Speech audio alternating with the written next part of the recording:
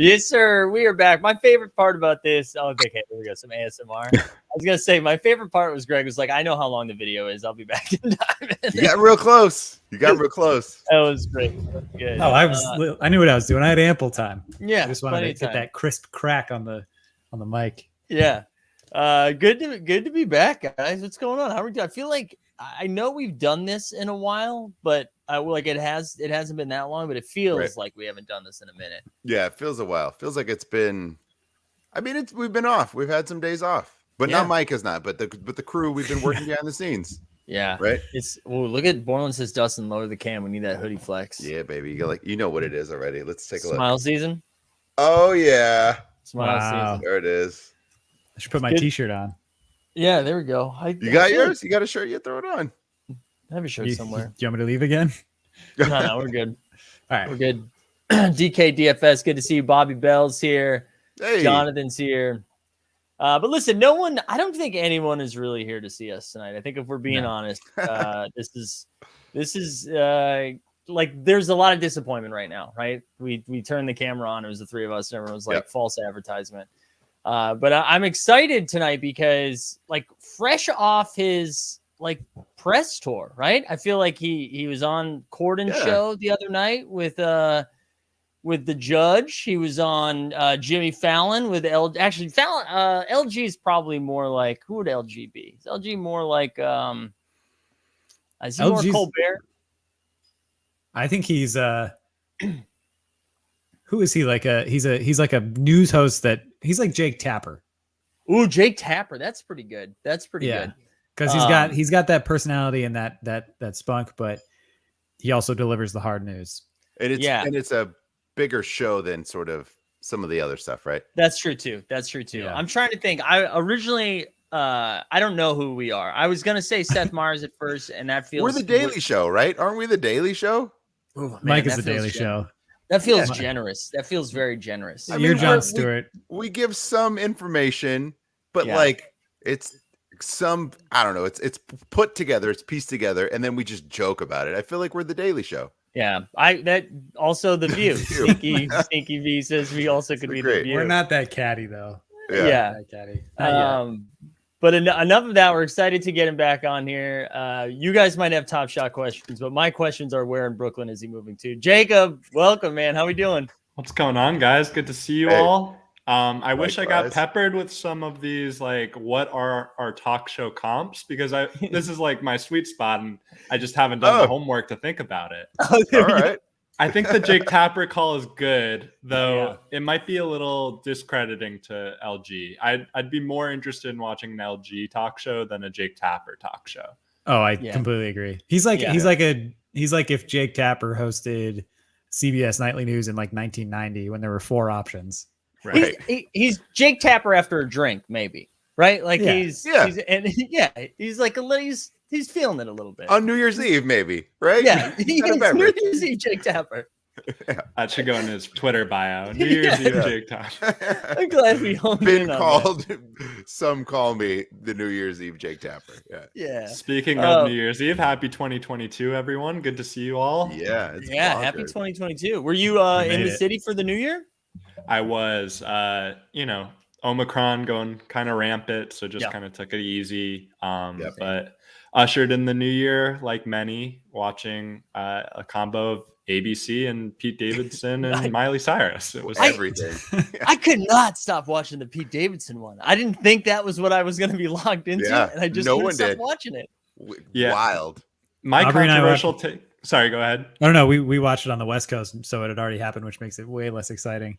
And we fell asleep at 10, like true old people. Did you really? That's fantastic. It's embarrassing. We were angry at each other and ourselves like the whole next day. All 3 of my kids made it up. All 3 of them. Wow. Really? They just don't sleep anyways. I've told you this, but all 3 of them were up, no problem. It wasn't like, hey, 10 more minutes, guys. No, they were ready to go. They weren't going to bed anyway, so. What time did they go to sleep? Or was it like a challenge accepted and then by like 12:05 they're done? I definitely didn't want them up. I was like, you guys can fall asleep at any point. None of them got tired. They didn't even know it was New Year's. They were just staying up. Yeah, they were just staying up. And then I think at like 12:35, it's all right, let's wind down. And then it went from there. So. Yeah, I like it. Jacob, so when's moving day? Big move day is the 15th. Okay. I'm moving. Well, I'm not going to actually reveal that to the wider audience. Moving pretty close to Barclays Center. So nice. I think that's vague enough that people won't stalk me, but also specific enough. They're going to be by Barclays just yelling out your name to see if maybe they catch you. Yeah, it's me and KD. We're the two people are looking for outside Barclays. Yeah. Well, my Barclays is Union Hall, so that is that's the closest I can get to Barclays. Because I won't go to a Nets game. Are you performing in the basement down there? Yeah. Love Union Hall. In the basement. Yeah, Union Hall's the best. I love Union Hall. Got to do some bocce bocce there, right? Yeah. Yeah, they got bocce there. This is extremely Brooklyn right now. This is what you came for, Mike. Mike was like, I don't care about Top Shot. I really want to talk about the boroughs of New York and all the things we can do in there. I'm glad the Hustle and Show information came out earlier, so we didn't have to talk about it because we can hammer in on bocce in Brooklyn. Just what the people want. That was pretty exciting though today. I mean, everybody like Universal W. Everybody was really excited. So congrats. Yeah. Thank you. Yeah, great set. One of my favorites across all the tiers, but especially among the common tier. It's just like one of those sets that if you're a big basketball fan, I think chances are you're going to appreciate people diving definitely on the floor. A basketball junkie one. Yeah, definitely. I like that one. And I guess tomorrow you'll see all the plays on full display. I think you saw a few in kind of the hype video today. But, certainly getting some of the guys that you would ascribe hustle and show to. Obviously, Marcus Smart getting back in there for the second straight year. Dylan Brooks making his debut in that set. It's going to be fun. I'm fingers crossed right now that Marcus Smart is going to get a hustle and show moment and a fresh threads moment in the same season. That's what I'm rooting for. What would you take for Marcus Smart? I saw the rumor today with the Lakers. I don't know if I would want that. What? Oh, I didn't even see that. What was the Lakers rumor? There was a Kendrick Nunn THT first round pick for Marcus Smart rumor out there. And first round pick? No, you're crazy. Dustin. No thanks. Yeah. No way. Hold on. I think Dustin, we're are you still right? sipping this THT? Are you still sipping? Hold on, Jacob. Let me show you where I'm at.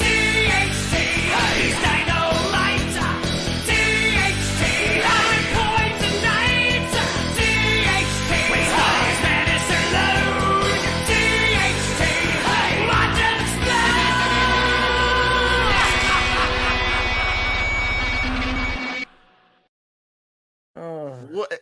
1000% still in on a THT. He's 21 years old. He literally turned 21, I think 2 months ago. So, but also THT none and a first for Marcus Smart. Crazy talk. No thanks. Shop that stuff somewhere else. That's got to be smoke and mirrors. Is Marcus Smart immediately the third best player on the team? No chance.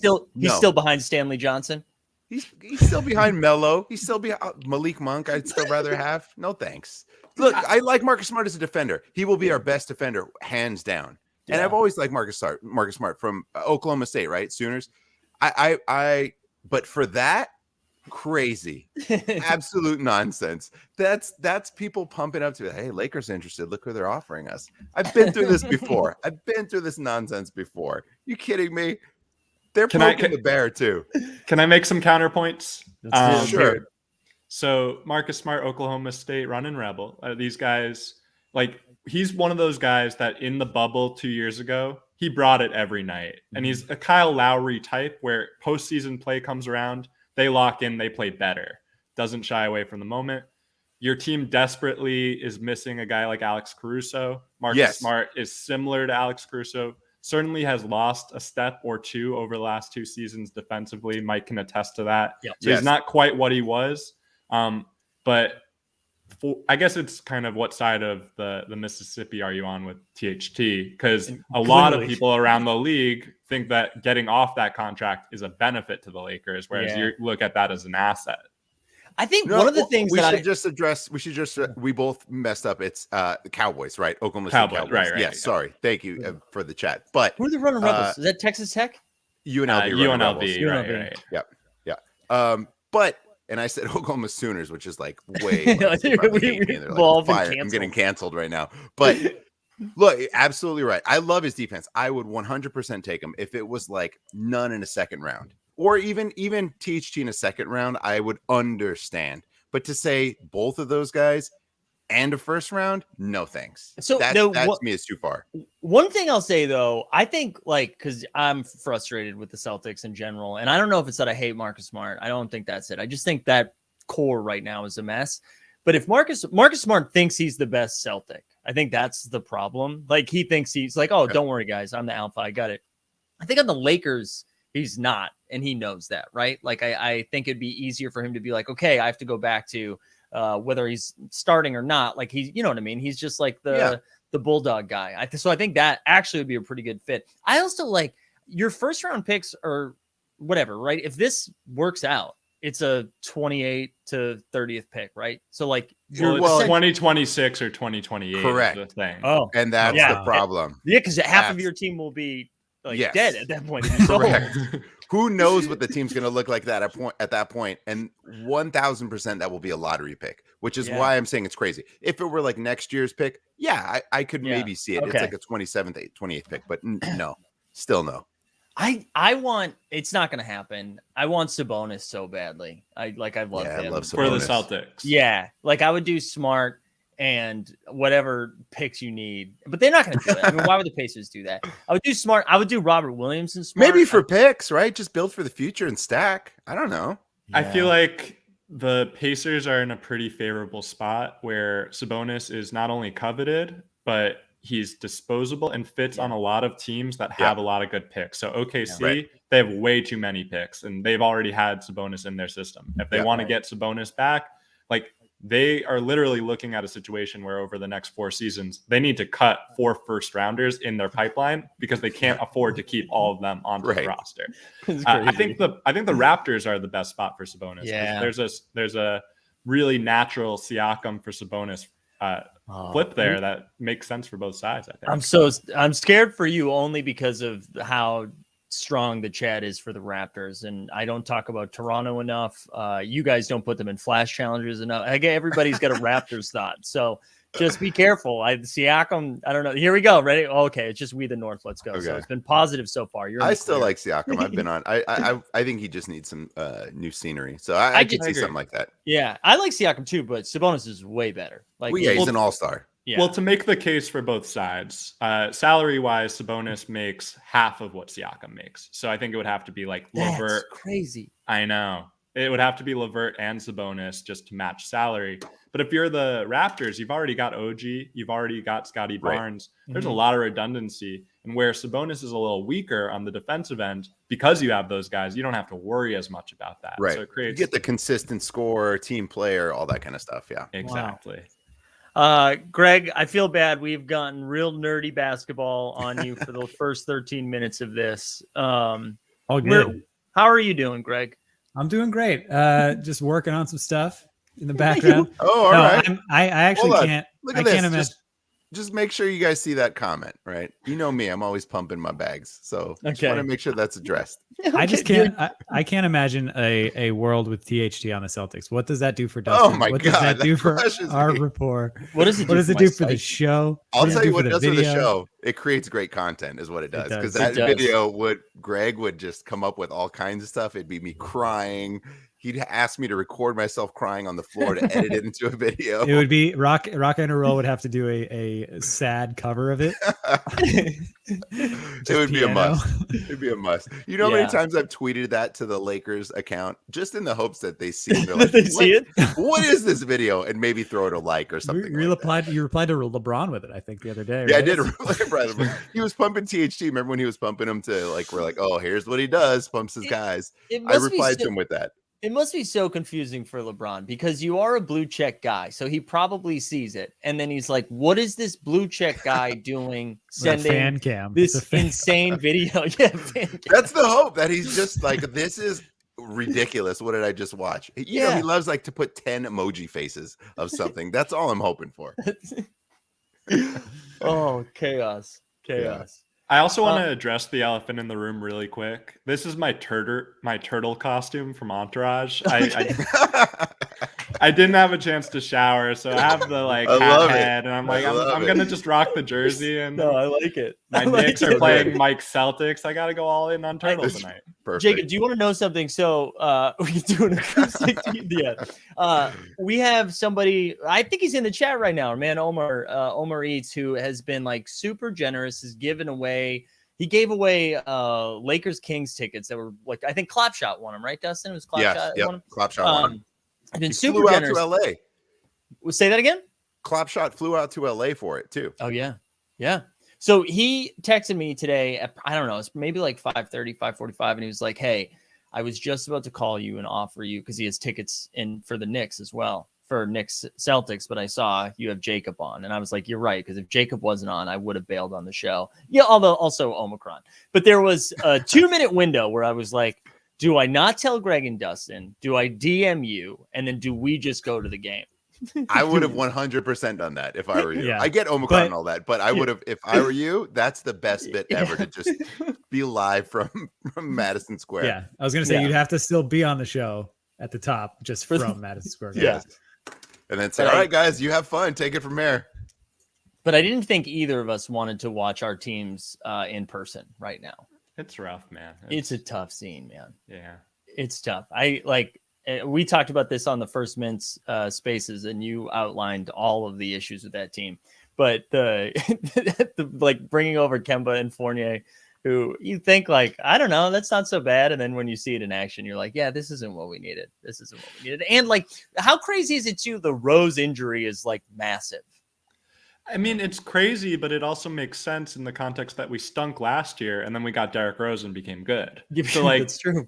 He's kind of our MVP, and we knew that. But I think, it's just a bunch. I think the Celtics had this problem a couple of years ago too, when they had Hayward, who just was coming back. It's a lot of guys with entitlement to play, and they're all good individual parts, but they don't really mesh well together. So we don't need to rehash all the things we talked about, but no, it's a precarious spot. And I mean, I just don't love that we're on the hook for 3 years with Fournier at least. And it's like, look, the guy is talented. We've seen him in the Olympics. We've seen him in Orlando. Like on his own, he's a fine player. He's just not what our team needs. Yeah. And then what's tough too is like, I don't mind being bad when I can see the light at the end of the tunnel. It's like, okay, this is like, there's intention behind what's happening right now. But when you're supposed to be good right now and you're not good, that's when it's really tough. That's why I'm not enjoying this. When you got like people saying, congratulations on beating the Sacramento Kings, guys. When you have people saying that consistently, it doesn't feel good, right? Only because you got like the Lakers fans in the chat all of a sudden are like, what's up now, Zakarian? Big W last night in triple overtime against Buddy Hield and the gang. Congrats. It means we got to bring this one out too. Oh my God. Lakers fans are the worst. Lakers fans are so bad. Oh, good. Well, you know Dustin, would you trade Russ, knowing that you're obviously selling low? Would you if the Knicks were to try to broker Fournier, Kemba? I would say Nerlens Noel, but he doesn't get along with Clutch. Something of that sort. I'd have to look at the contract. I mean, Russ's contract is not great, but I'd have to look at those other ones. To your point of having Fournier for even longer. Right. I don't know if I'd want to do that. Kemba, I don't necessarily mind. I'd roll the dice on him, but it's the other stuff that comes with it. And I'm a UCLA guy. I'm a diehard Bruins fan. Right. So having Russ, I was like, you know what? I don't care. I'm going to roll with it. But it's been tough. Mike mentioned this. If we could have done it before, I was happy about this. And we talked about we bought all these Top Shot debuts of DeMar DeRozan and all this stuff because we thought it was going to be Lakers. Yeah. I would have loved and I bought buddies too. I would have rather had that deal, but I'm still rooting for Russ. But I've definitely hit moments where I'm like, man, this dude. The other night he had 0 turnovers. It was like I thought they were going to throw a parade in Los Angeles as a result. He even talked about it in the post game, which I was like, oh God. Well, you were looking at his stats, Mike, and I was like, he better call out the 0 turnovers because if he does it, that's like the biggest W we've had. But he saw our flash challenge and he saw the assist to turnover differential. He's like, damn, one night too late. Yeah. I got to get considered. I don't know. Trading him is tough. I do think he was brought in for the reason of someone's going to get injured. We need another guy that we could quote unquote count on. and give us like 35 plus minutes and hopefully do some stuff. So I don't know. I don't think I would take the Knicks deal, but I'd listen to other offers potentially. I'd listen. I like that. Yeah, I am. Just in case Russ is listening right now. Yeah, I mean, we're not going to move you, Russ. We like you. We're just listening. Yeah.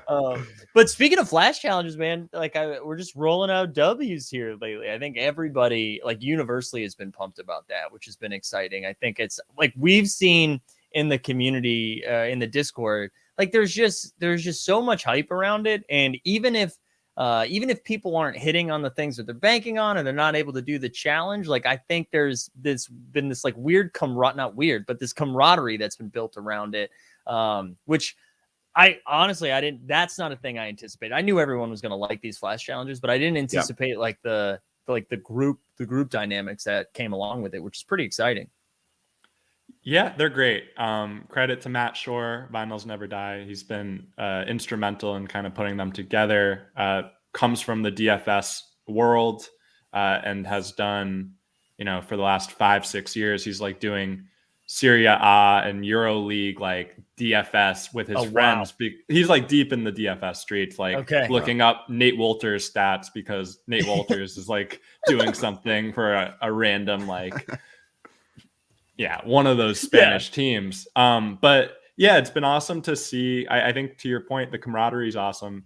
I think like what it does is it reinforces like collect the star players because they're the ones that are going to be putting up the best stats on a nightly basis. But like every night in the NBA, there's some unpredictability, and that's what makes it fun. And I think the speculation game is nice, but also the opportunity to sit back patiently and wait for the game theory of it all to kind of play out overnight. That also has some merit and fun. So it's all around. It's a blast. Yeah. I think one other thing too, that I've found it's like helped with my brain a little bit is I think we were programmed for a while to complete everything.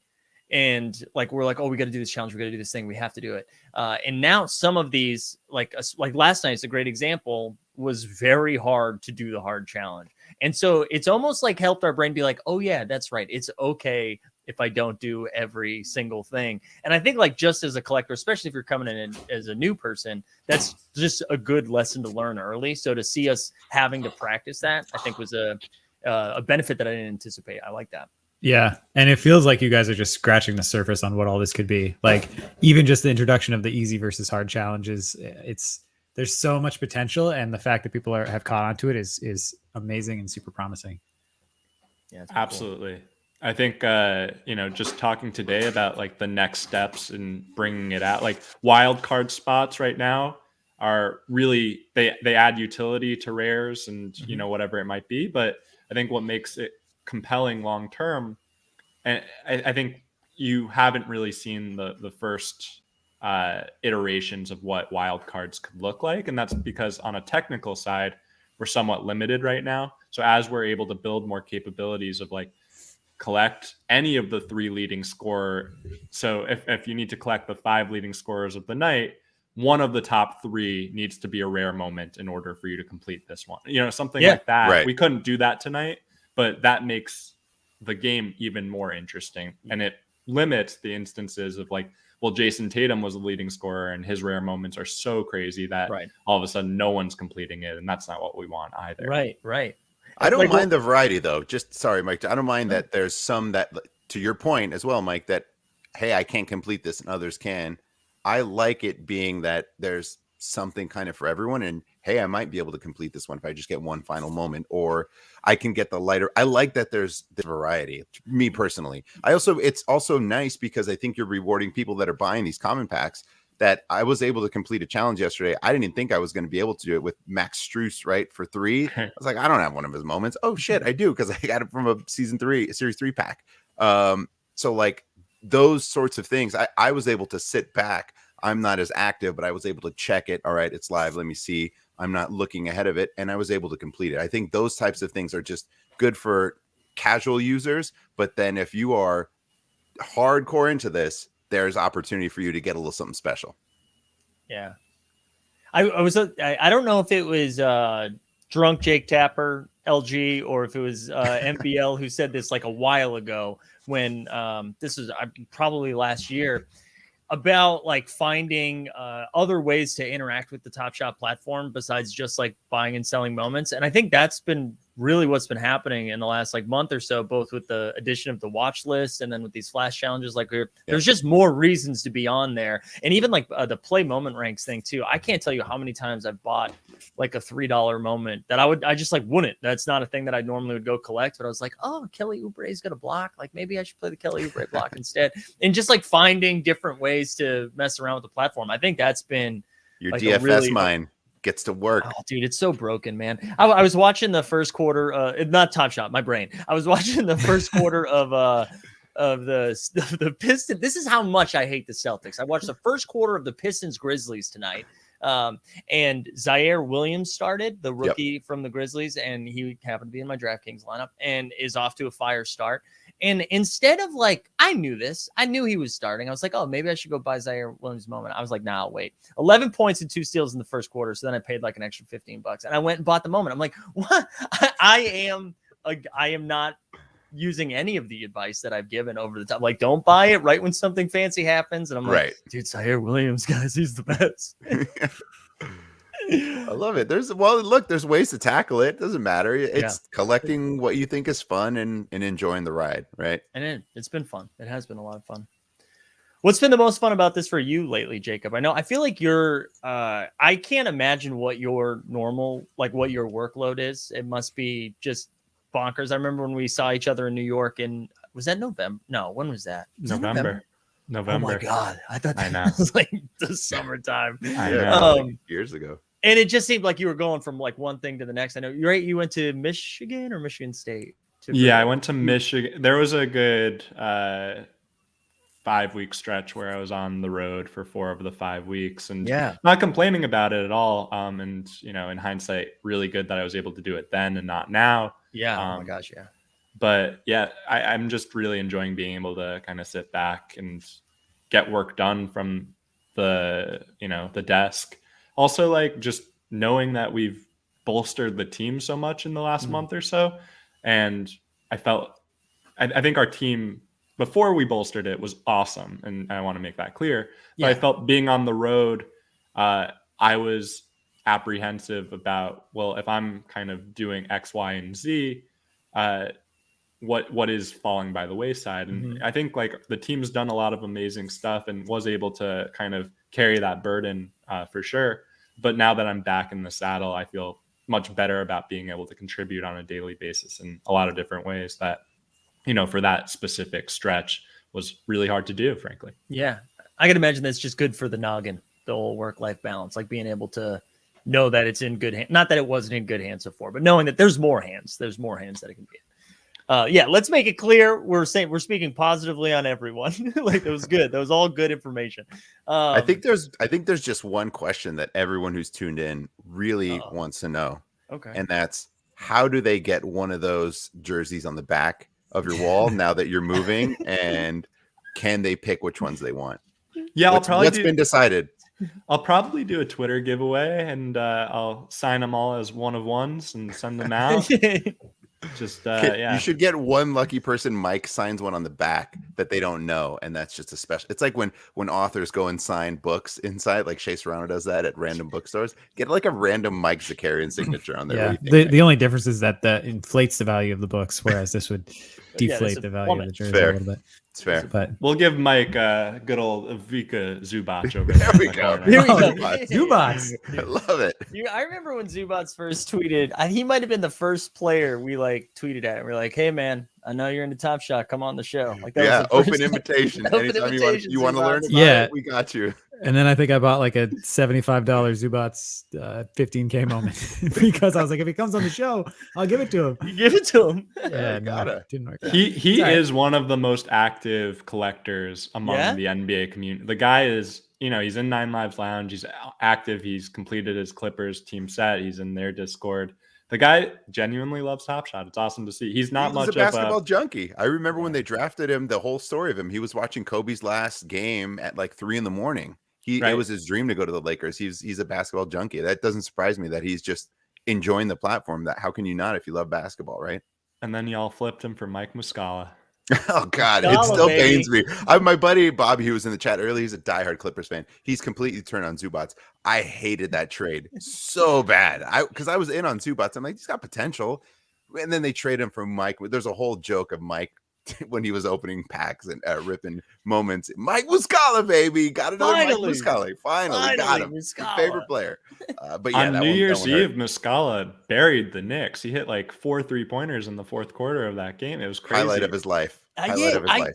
I feel like he does this like twice a year though. We like are reminded that he can shoot like 60% from 3, and he just comes out and rains How he down. stays in the league. Yeah. Well, he wasn't bad. So I covered the Hawks when he was drafted, and I think I got 2 years with him. He was pretty good. Like him and Schroeder came in as like a nice little pick and pop combo, and I think like obviously Muscala had to develop a 3-point game, and he wasn't a 3-point shooter in college. So, they're trying to turn him into, I don't know, Kelly Olynyk, and that's not necessarily who he is, but he's done an okay job. There's only one Kelly O. There's only one Kelly O. You could shoot threes. There's a place for you on a roster somewhere, unless you're LiAngelo, but maybe we'll get there. Kelly Olynyk probably never has to buy a beer again in Boston after that performance against the Wizards I don't even know how many years ago that was now, but it was like a game 6 or a game 7 where he shot like 80% from 3. Yeah. It was the best. I thought you were going to go in a different track after the shoulder yank of Kevin Love. I remember that one. We're pro K-Love. That wasn't, I don't even know if it was a dirty play. You may be, but Celtics Boston fans, they embrace those injuries. I know, they're not great. They're not great. I won't name other examples to then watch us all dance around how we respond to that. You know what I wanted to do? Oh, wait, there's two things I wanted to do. And also I want to be conscious of time, Jacob. So if you ever get a bounce, just I'm here, man. This is my plan for the night. We're here. All right. We're having fun. Let's do it. All right. So we started talking about this a while ago. I think it was the Discord's idea. We actually pushed back against this for a while, but the Discord wanted a team hold moment. They wanted like, who is going to represent team hold? We wanted it to be a moment that was we're not like asking people to spend a lot of money, obviously, and it's not something they have to do, but we're trying to find like a moment. So what we decided to do was bracket. We created a bracket. We came up with 16 moments. 16. I think the Discord threw a bunch of names together. I pared it down a little bit. We got a mix of mostly Top Shot debuts, some NBA moments, some WNBA moments. Hold on, I'm going to pull it up. And this is the first time the bracket's being unveiled too. So this is a pretty big. I briefly saw it, but I didn't. I mean, my eyes went to one player in particular, but I didn't get to see the rest. And I just want to say, go ahead, Greg. Was the seating done by you, Mike, specifically? No. Well, I thank you for bringing that up. Because I can't. Yeah. We have to make this incredibly clear that this was randomly generated. All right. So I put all the names. I thought you were going to say Dustin did the seating. Everyone. You should have let me seat it. Yeah. Oh, he got. Well, honestly, this is the same, right? This is the same. So it's randomly generated before anybody loses my mind. Also, I don't know if Royman's doing this on purpose, but I'm sharing this comment now because Royman said just join the stream. Any news or just chatting. For anybody that watched the morning marketplace this morning, Royman was 15 minutes behind and kept commenting on what was happening, but was still active in the live chat. And it was the gift that kept on giving. It was incredible. Anyways, enough precursor. Let's get the bracket up here. I think we'll be able to see it. Also, shout out Royman's Flovatar. Love to see it. Yeah, we'd love to see Flovatar. Here we go. So now again, randomly generated. Okay, so we got Michaela Onyenwere. I'll always screw up that last name, so I apologize. Top Shot debut. Onyenwere. Thank you.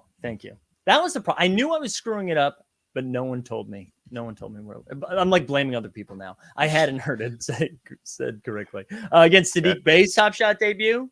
We've got the Bacon Top Shot debut against Gary Payton's. We've got Devin Vassell, or is it Vassell? Is it Vassell? Vassell, like Sam Cassell, but with a V. There we go. Devin Vassell, and then PJ Washington Top Shot debut. Of course, PJ had to make it. We had Killian Hayes fandom moment. Now, this was brought up. I think Gonzo in the Discord brought this one up because this is the first time we met a lot of people from Team Hold when we were in Vegas. So this was a good one. And then we have Zaire Williams Top Shot. Actually, I don't even know if I can tell this. I think I can. I think Dumbo gave me permission. This Killian Hayes, the fandom moment. Did you guys know I was the very first one to open it? You know that? Yeah, it was a test subject. The first one that opened up. Very exciting. I thought that was going to be like, I thought people were going to be like, whoa, that was pretty cool. Like, what an amazing thing. Like, no one gave a shit. Dumbo made it seem important. He made it seem like it was a big deal. So that's. I just want to know how we went through Sam Cassell, Devin Vassell, and then PJ Washington and didn't hit the PJ Washington.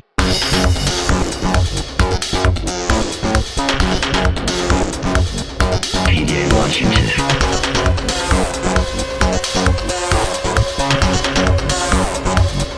PJ Washington. There we go. OG team hold, Top Shot Takes member PJ Washington. First video right there. Also, first didn't video, you first song. Didn't you send PJ Washington his first moment too? I did. Yeah.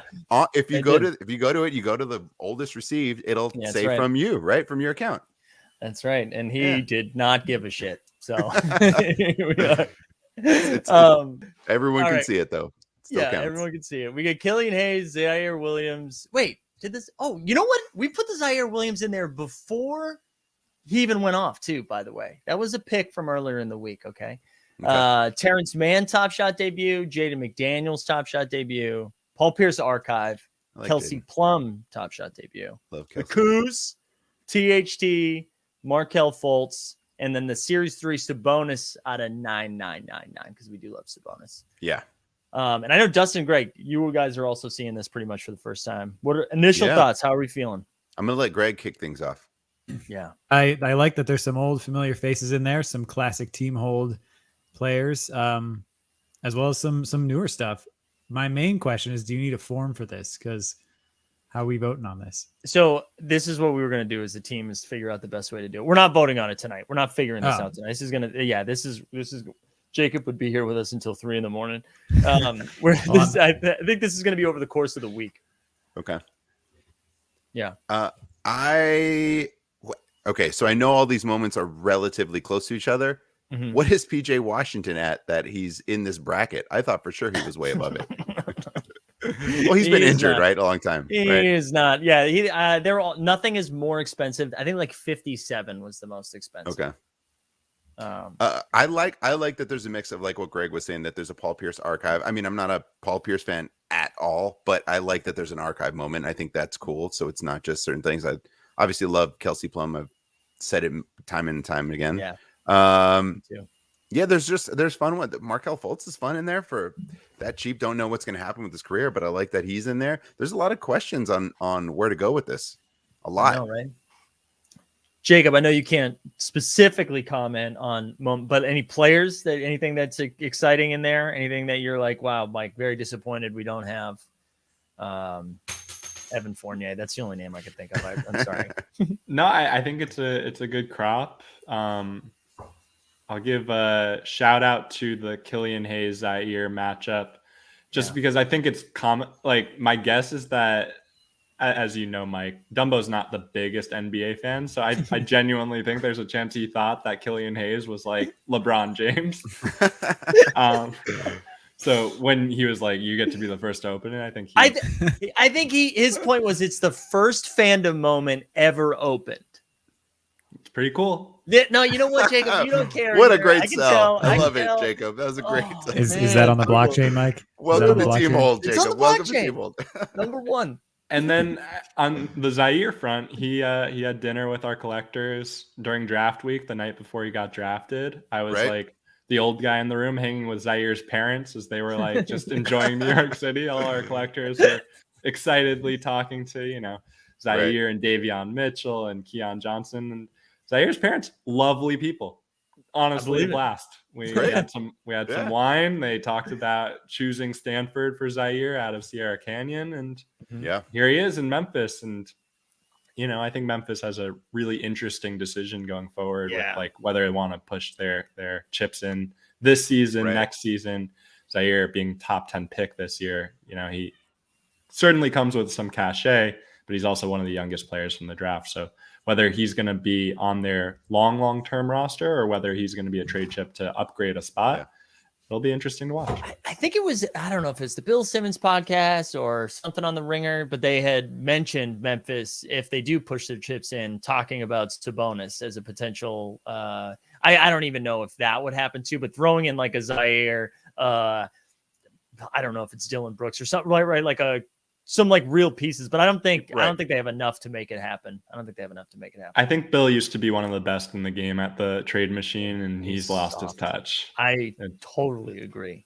It's lazy agree. More than anything. It's lazy. It has bummed me out more than anything, and out of habit, I still listen to a lot of it. But now I've turned my attention fully to Wosny Lambre, who I think is like the god at NBA content. He's so fun. I enjoy him a lot for sure. He's a blast. Dustin, Kyle Kuzma, THT first round matchup. How are we feeling?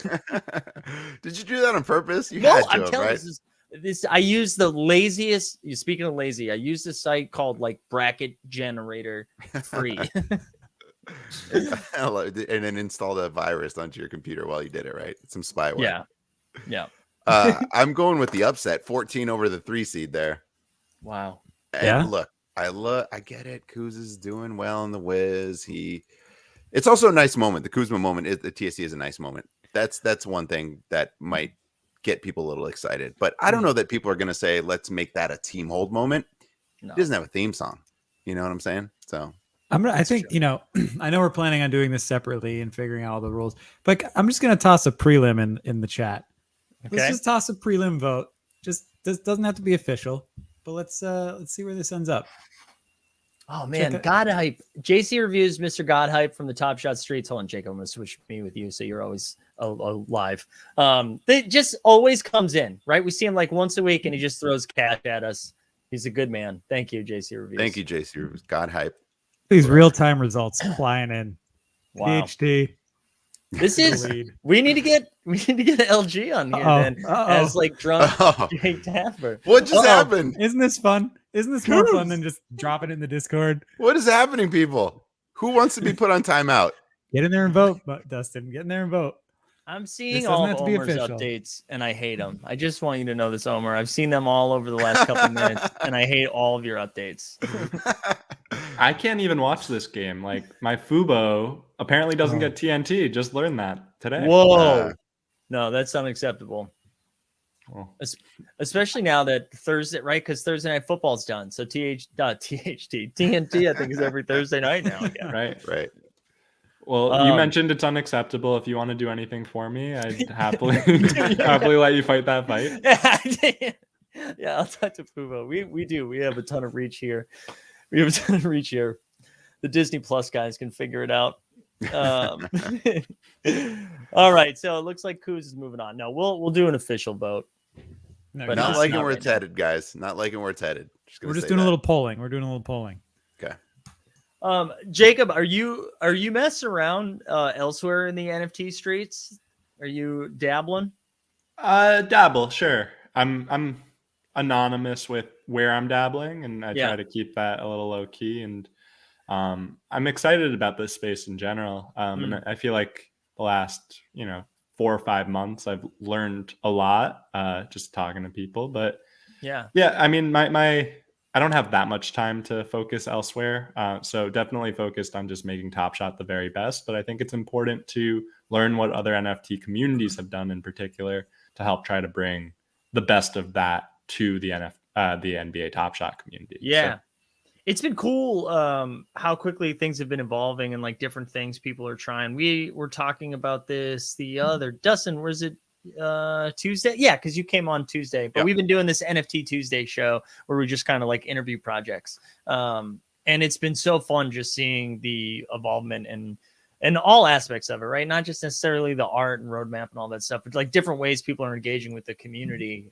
So yeah, I didn't even think of that, but it would make sense to just kind of immerse yourself in that just to see what you can steal, And the reasons they're even starting the project, right? There's like personal reasons behind it. There's things that they're trying to do to like donate to charity and be actively involved in certain things. There's a project that Greg and I got in that their whole thing is they're creating a mental health app.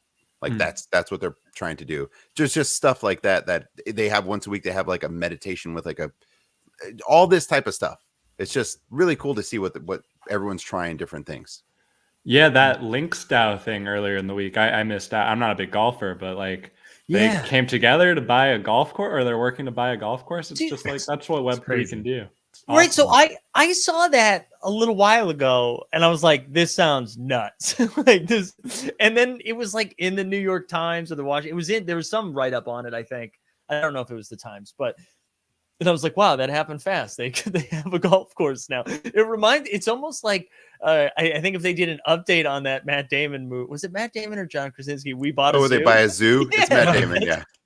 That's like what our NFT project. It's like we bought a zoo.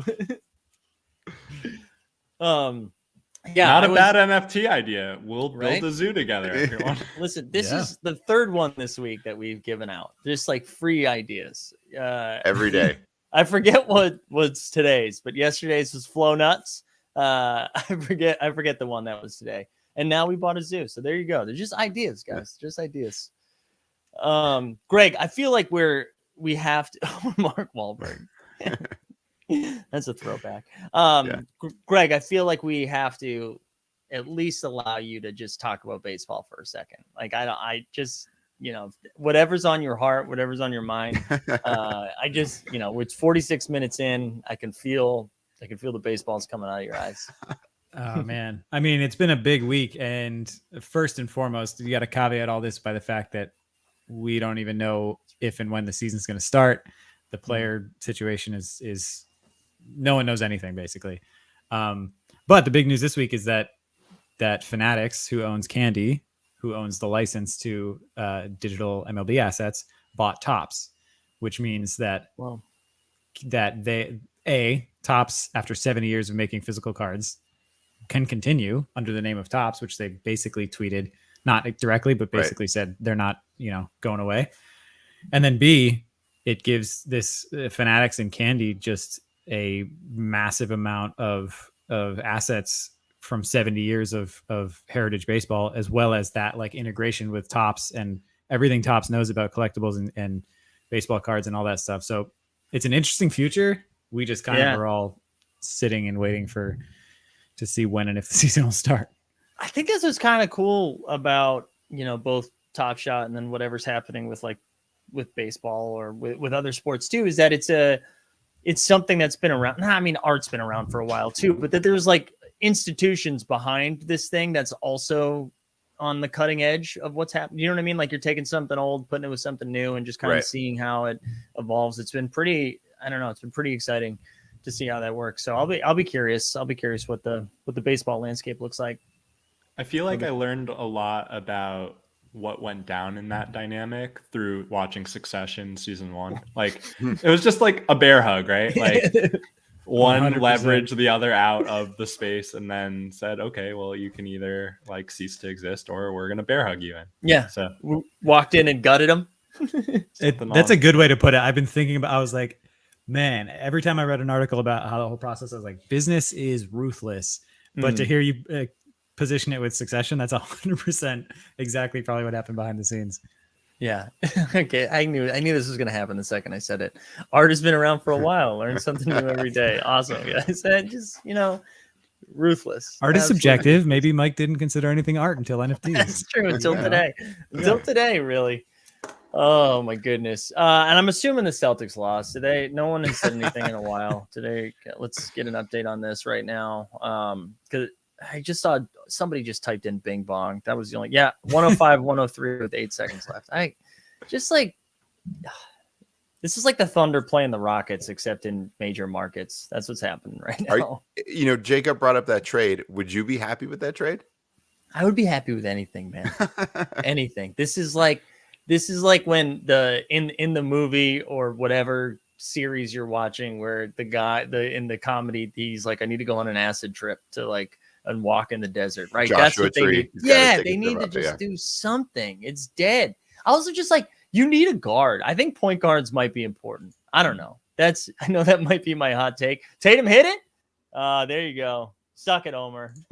But no, I just think you might need guards, right? And the Celtics were like, we won't do that. We won't have. Well, yeah, you called it out. He's not a point guard. No, he's just not a point guard at all. And I don't know. I just hope Jalen and Tatum were going to become better facilitators, but that's like, come on. I don't know. Just get a point guard. Just get a point guard. I think teams should have point guards. Although I don't think it's that simple though. No, like for that team, I haven't looked at like Basketball Reference, but I'd imagine that Tatum and Brown, their usage is like closer to 30%.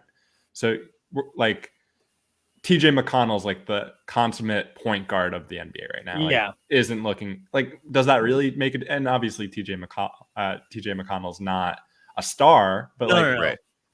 Like you bring Damian Lillard in, he's a nominal point guard. It doesn't change adding a superstar to that team changes things, but presumably you have to give up Jalen or something to get him. And I think the problem with them is if we're like 4 minutes to go in the fourth quarter and Jalen has the ball, like, you know what they're running. And if Tatum has the ball, you know what they're running. Like, there's no movement. There's no, like, you're relying, they're going to dribble around a little bit and then someone's going to cut, but there's no offense. You know what I mean? And I think that's what's missing. It's just a little bit more predictable. I can't imagine the ball would be in anyone else's hands though. Even if they did have a point guard, if they I think it would be in one of those two guys' hands. Yeah. Doing like winding down. Right. So I think so too. I think that, oh shit, somebody still yelled bing bong again. I don't know. Yeah, okay, Mike. I think it's a little bit of I think to your point, Dustin, it's a little bit of like a red herring. Like Schroeder was a point guard, and Schroeder might not be a perfect fit for there just aren't that many pass first distributors out in the league. And when you play for a team that has two guys that are so ball dominant and aren't necessarily looking to distribute, I think the fundamental issue is you need to break that core up. And if Tatum played up a little bit and was more willing to try to embrace maybe the roll man of a pick and roll dynamic, that would be a more interesting kind of setup. I like that. That's a great take. I think, listen, and the Toronto people will be happy, but I think the biggest miss that they had was last year with like a month left in the season. They were very close to falling. Like, I think they were the 9 seed for a while, and Toronto similar, and Toronto packed it in. And granted, they were playing in Tampa. They had a lot of weird stuff going on, but they were like, let's just go get a pick. It's like an instant rebuild. And I thought Boston had like a opportunity to do that right there too. Like, go grab a top 10 pick and then run it back, like with what the core that you have. And all of a sudden it's like not that someone's going to come in and fix the team right away. I just thought it was an opportunity to gain an asset. And everybody, like all of my Boston fans Boston fans who are my friends were saying like, oh, you don't want that kind of energy in the locker room. Like, that messes up with the chemistry. They start losing. That's all they know is losing. And oh yeah, how's that chemistry? Like, how'd that work out? Instead, we trade whatever. Okay, I'm going down the Boston rabbit hole again. I gotta stop. They lost. Well, I mean, I think that it's not all doom and gloom. Obviously, they've got 2 top 30 players that are in their primes. But yeah, I think for that team to succeed, I don't know if Udoka was the right hire. And not hearing a ton of great rumblings from people around the league about the performance that he's done, both with the locker room, but also with the X's and O's. How would you feel, Jacob, if like every 2 weeks Roham came out and tweeted out, Jacob's really got to pick it up? I feel like maybe that's bad for team chemistry. Like, hey man, my DMs are open. Like, you just come talk to me. I'll pick. I used to do that to Greg all the time when he was on my team. Like, this guy Greg's got to start. He's got to start being around more often. What's going on? Yeah, I don't know. I don't know if people respond. I mean, I get it. They're like new generation. They're all soft. I don't know if there's a time in history where someone's like, I actually prefer you to go to the media to tell me I suck instead of coming to me. Right? Like, I don't think that's Gen Z's problem. Yeah. Do you think they're in a scenario like the Trailblazers with CJ and Dame, and it's like at some point we might just have to break up the two, which I don't think either of them want to, not the players, but the organizations. Yet everyone else on the outside is a GM, of course, because they know how to run a team, saying you got to break this up. I think that basketball fans have short memories, and generally speaking, when teams like the Celtics hit hit a plateau that extends past 2 seasons, right? It never recovers. Like, I'm trying to think off the top of my head if there's ever been a recovery. like, I think people are sleeping on the very real possibility that Tatum will want out in a year, right? Like it's not a particularly fun locker room, as we've covered. Jaylen Brown's going to be extension eligible next year, getting all the way up to $40 million annually at the start of his new extension. And at that point, you're just kind of locked into it. So, Mike, I think the real window was kind of 2 years ago around making a decision with those guys. And at this point, it's kind of, and like, let's also be real. They fumbled that draft spectacularly. They had 3 first-round picks. They took Nesmith, who I was very high on, so I'll defend them there. But then they had the 30th pick, and they sold it to Memphis, who ended up taking Desmond Bane. Who's been, you know, in my opinion, I think there are like 2 or 3 guys in the league that are top 50, 60 guys, and Desmond Bane is one of those guys that people don't even look at as the top 150 guy. Yeah. And he's unbelievably good. He's awesome. Desmond Bane is awesome. Yeah. I have a question for you, Jacob, just as since you're turtle today, we've got to talk the Knicks. Sure. And to your point about short memory, if the Knicks, I'm going to say they make the playoffs, but they are in the play-in game and then they lose. Does everyone instantly turn against them and say, we got to trade, we got to ship everyone out after 1 year being like, we're excited for the future, that we're building, get ready, we're back? Does the entire fan base just go against it? Yeah, I think we're already seeing that. Like the number of people that are saying trade Randall, and I was trying to like contextualize it a little bit, but Julius Randle signed an extension, a 4-year, not max, but $130 million that starts next season, right? He's on his old contract right now. Right. And he's a CAA client. You look around the league, you listen to the rumors of who are the guys that have been linked to the Knicks. Well, Zion, CAA. Donovan Mitchell, CAA. Karl Anthony Towns, CAA. Before the Suns took off, Devin Booker, CAA. Like, there's a commonality here. Leon Rose, former president of CAA, now president of the Knicks. You're not going to just trade Randall and not have to deal with collateral damage with the politics behind the scenes. And I think, like, for what it's worth, Randall last year was unbelievable. This year, he's been bad. And I think he's somewhere in between the two, where he's probably a fringe all-star, but not an all-NBA second-team guy. Right. He just has a really hard time not being the number one option. And when you bring in guys like Fournier and Kemba that want to be the number one option when they're on the court, it makes everyone a little gummy. Well, they want to get up shots too, and it just creates a little bit of an issue. It's similar, like you're saying, with Clutch, right? There's a reason KCP got $20 million a season, right? Like, what are we doing? But it's Clutch, right? They all move together. I gotta get a Clutch deal. I think I do. I think I need a Clutch or CAA for that matter. Yeah, you got to sign CAA. Yeah, and people will be like, "Hey, we can't." Yeah, we gotta take care of Zakarian, because if he's mad, no one will get on YouTube. I will say this, and we see this pretty much every year. The best thing to happen to a basketball team is low expectations. Mm-hmm. Low expectations make the life so, like, that's what happened with the Brooklyn Nets. Low expectations for 3 straight years, slowly but surely exceed those expectations. All of a sudden, they can get Kevin Durant and Kyrie. So the Knicks had super low expectations last year. RJ Barrett quietly had like 8 months, because the Knicks didn't make the bubble, to like get better as a 19-year-old. Right. He got a lot better.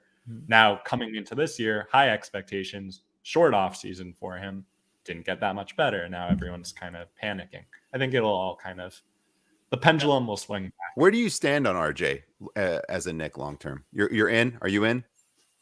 What is in? Like, do you want to hold him on the team and let him? I don't want to say no one stays on the team their entire career, but I'm not trading him anytime soon. I think he can be an multiple year all-star on our team, not a fringe all-star, like something to that expectation, like a Tatum, if you will. No, I don't think he could be a Tatum. I think what he did last year was spectacular, because he shot 40% as a spot-up shooter, which is the single most important thing he could do. He's a good defender, and if he can stand in the corner and shoot 40% from 3, then he doesn't need the ball in his hands. And I think in the NBA, the most underrated value and the most underrated commodity is someone that can play without the ball in their hands and provide a lot of value on offense. and then bring good defensive skills. Hit that corner three. So he did that a ton last year. This year he wants the ball in his hands, kind of like what he did as a rookie. Right. And I think, like, to answer the question, there are 20 young guys around the league that I consider untradeable or would imagine are untradeable by their franchise. I don't think RJ's in that class. Got it.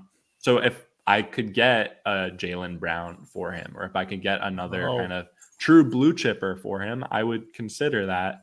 But I will kind of ride on what he did last year as a bigger indication of what he could do long term than maybe lackluster. He's more a piece. He's more a piece on the team that you like having, but if you got to move him to maybe upgrade the team overall, it's worth doing.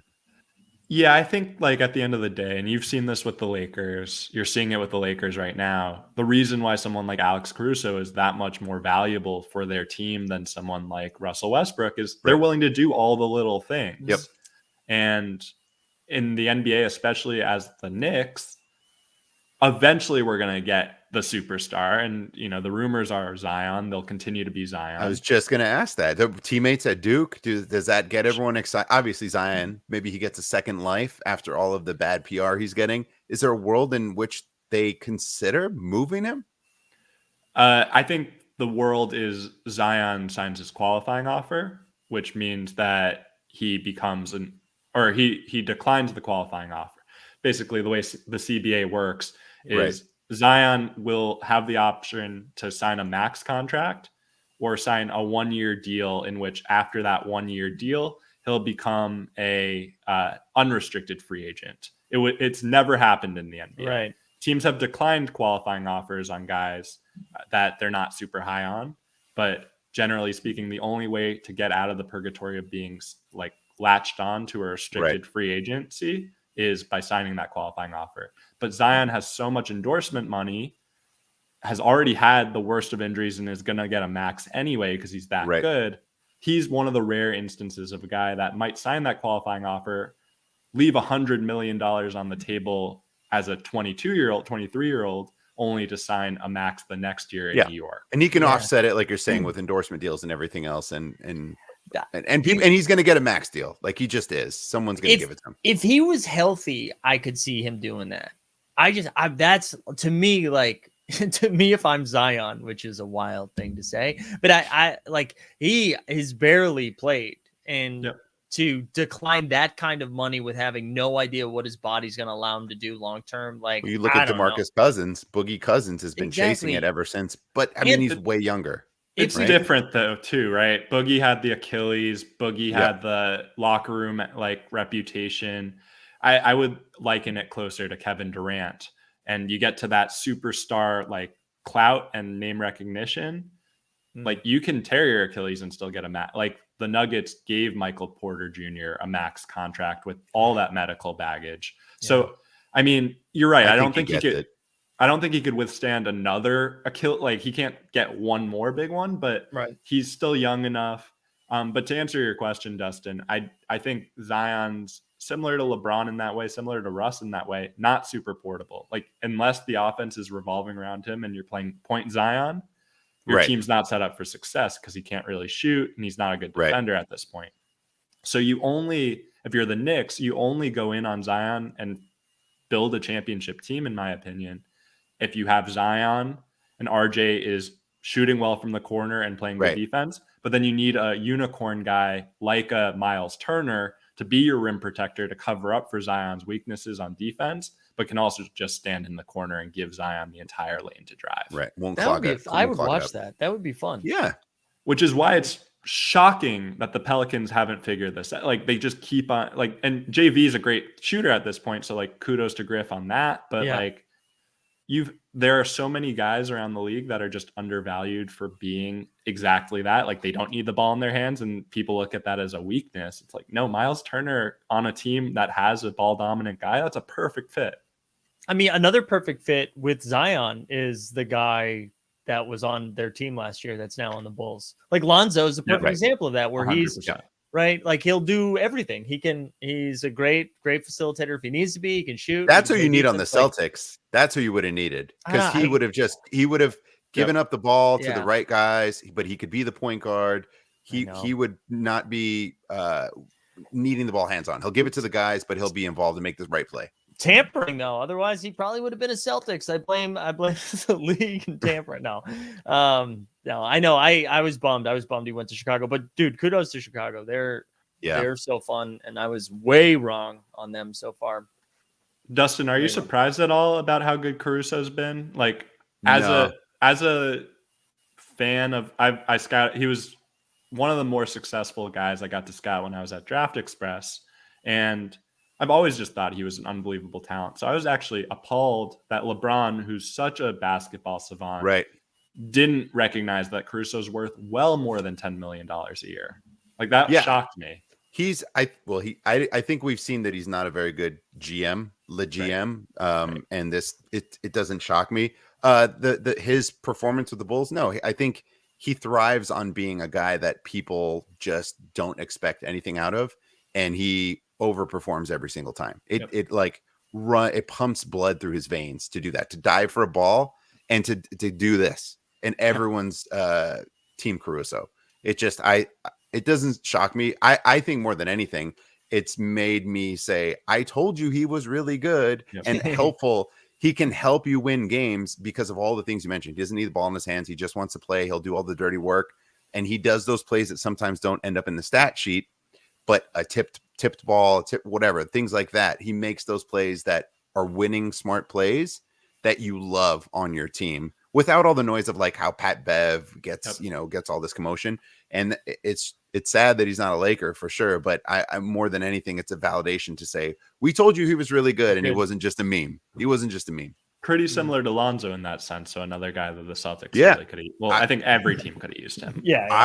Look, I'm a UCLA guy, so I loved Lonzo, Chino Hills. I watched him in high school. I was so excited that we were getting him. I knew that there was too much drama with his dad when he came into the league, and it was never going to work out. Those early years, I don't regret them trading away everyone. I knew there was talent, and all of them would go on to succeed because we got a title. Like whatever people want to talk shit, the bubble, whatever. Everyone had the same chance. It's a title. Everyone had the same chance to win. But I always believed in Lonzo because of all those intangibles. He just is so smart that he gets everyone involved, makes the right plays. He's just a really good player to have on your team that, like what we've talked about, doesn't need the ball in his hands and lets everyone cook, sets them up, but can help out when needed. I just want to say, I can feel the chat getting a little spicy here. They're like, give us some top shots. Stop talking to hoops. Tell them top shot. Listen, I saw a question about rookie revelations. Listen, I know Jacob well enough to know that he's not going to come on here right now and drop some like crazy rookie pack knowledge. So I'm not even going to put you in the situation to give us put me in it. I mean, in the context that everything we said in the blog was said in the blog, and it still stands true to today, that pack drop will probably happen at the end of the season once all the rookies have logged their best moments of the season. So we can either do, I don't have the specific on it, but if Evan Mobley were to go for 50 points, that would probably be his rookie revelation moment. And we're going to give ourselves as much time in the season for that to happen. So I have a question on that, not to put you on the spot, but my man, Austin Reeves, there's one moment that I think we all want. Is that a revelation perhaps? Or is that Austin Reeves? That's the one you're coming with? I mean, I'm not trying to go with the big guns. I'm giving him, something easy. I don't want to put him on the spot for like you're saying, like a Mobley or a Cade Cunningham. Austin Reeves, where does he lie? Well, rookie revelation from my understanding is not going to be, as we kind of committed to only 10,000 legendary mints and packs this year, we can't have these legendary sets be particularly big with the number of mints. So I would be not shocked, but if there are only 12 rookies, I don't know if Austin Reeves is making that's that fair. list. And for the Lakers, you guys just have so many damn collectible players and Hall of Famers that, like, if there are 5 MGLEs per team, I as a collector might want Austin Reeves because I just like that type of player, but I don't think we're going to be able to justifiably put him in over Carmelo or Russell Westbrook. I'll just say this: we got a Pat Bev hollow, so I'm not out of line. Check the hoops. Oh, sorry. Yes, we got a Pat Bev deck the hoops. So I'm gonna just say that that's No, that's fair. No, totally fair. I think like for Hollow Icon and MGLE, it's very team dependent, right? Every team gets 3 Hollow Icons. So if maybe Austin Reeves was on, I don't know, the Spurs as a team that doesn't have as much star power, like maybe there's a chance. You can ignore all of this. DeJounte Murray, baby. I'm the absolute Lakers stan, so you can just ignore all of my nonsense. We'll get a good Austin Reeves moment, and it might be a rare, it might be a common. I need that 3. I need that 3 against the Mavs. For sure. Oof, I need it. I'm excited about that. Sorry, Greg, you were about to say something, and I feel like... I was just gonna say I'm gonna use the restroom real quick. Oh, look at this guy. Look what he does. Classic G done. No, but seriously, I'm happy to talk Top Shot. Like I'm not gonna drop alpha, but I'm also like happy to, the Flash Challenge stuff easy to talk about. But any actual questions from the community in the chat, like I'll be political about the ones I can't answer, but I'll also happily take a question or two that seem, fair and worth. The rookie answering. revelations one I'm really excited about because when I first joined Top Shot, the rookie debut moments always looked so cool to me. And but we're also like at a price range where I was like, I probably won't sniff these unless it's Jordan McLaughlin. But so I'm excited to just like be, whether I get one or not, to be present while they're happening. Cause I think those are, I don't know. I like the iconic rookie moments are exciting. And this rookie class is so fun. So I'm excited to be here for that. Let me see if there's anything else. Throwdowns 3. People are saying, are we getting Throwdowns 3? You'll see Throwdowns this year. There we go. So one of my favorite sets can expand. And I think we're going to make it a much smaller set this year than last year. I think one of the big learnings from Series 2 is like, if we're putting a player into a rare or a legendary tier, like chances are our community is going to be pissed that player is not at least a tangential star. And like, to the extent that we can do that with MGLE, because we're doing 5 players per team, maybe that means, and please don't quote me on this because I have not looked at it, and this is Austin and now Brandon's job, but like I, as a Hawks fan or someone that watched the Hawks a lot, like maybe Jalen Johnson's that 5th guy because he's a rookie and he has upside, or maybe it's a more kind of conventional DeAndre Hunter, maybe it's a more conventional Cam Reddish, right? Those are the trade-offs that we're going to be thinking and looking through.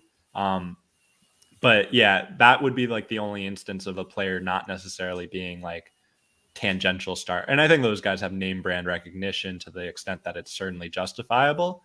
But in Throwdowns last year, I think there was maybe a Caleb Martin, and that got people upset. And I don't think you're going to see that as much this year.